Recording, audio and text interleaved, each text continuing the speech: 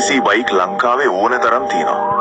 ඒත් පාරේ යනකොට ලොකු බයික් කාරයෝ බය වෙලා බසකට යනවා මේ යකා දෙක්කම. මේක Yamaha WR250X. උඹ රියල් වාහන පිස්සෙක් නම් මේ වීඩියෝ එක ඉවර වෙනකම් බලපන්. WRX කියන්නේ සිරාවටම ස්ට්‍රීට් ලීගල් ක්‍රිමිනල් එකක්. මචං මේක පදිනකොට දැනෙන ඒ පොස්චර් එක. කෙලින් ඉඳගෙන පාරේ යනකොට උඹට දැනෙන්නේ මුළු පාරම උඹේ වගේ. අනික මචං මේකේ තියෙන ඒ ලොකු ෆ්‍රන්ට් බ්‍රේක් ඩිස්ක් එක පාරේ මොන සෙල්ලම දැම්මත් නූලට නවත්ත ගන්න පුළුවන් ගැම්මක් ඒකෙන් දෙනවා. දැන් වරෙන් මේකේ තියෙන යකඩ හදවත ගැන කතා කරන්න.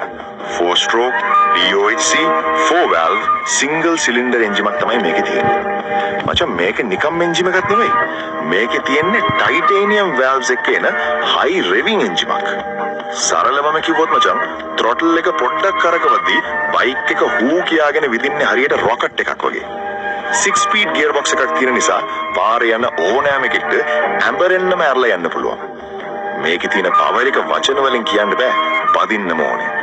මචං WR250X එකේ බර කිලෝග්‍රෑම් 134යි.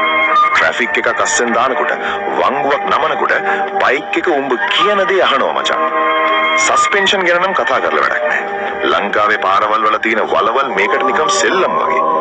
කොච්චර වලවල් තිබ්බත් බයික් එකේ බැලන්ස් එක පොඩ්ඩක්වත් හෙල්ලෙන්නේ නැහැ. ඉතින් මචං උඹ හොයන්නේ සිරාම ක්වොලිටි එකක් තියෙන පාර යනකොට හැමෝම බලන සෙකන්ඩ් වෙන්නේ නැති පර්ෆෝමන්ස් තියෙන බයික් එකක් නම් මේක තමයි මචං වාණ්ඩේ.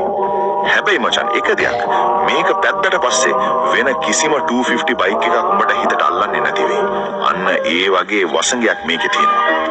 එහෙනම් මචල්ලා WR250X එක ගැන උඹලගේ අදහස මොකද්ද? මේක පදින උන් ඉන්නවනම් ඒ ගැම්ම පල්ලෙහෙන් කමෙන්ට් කරපන්.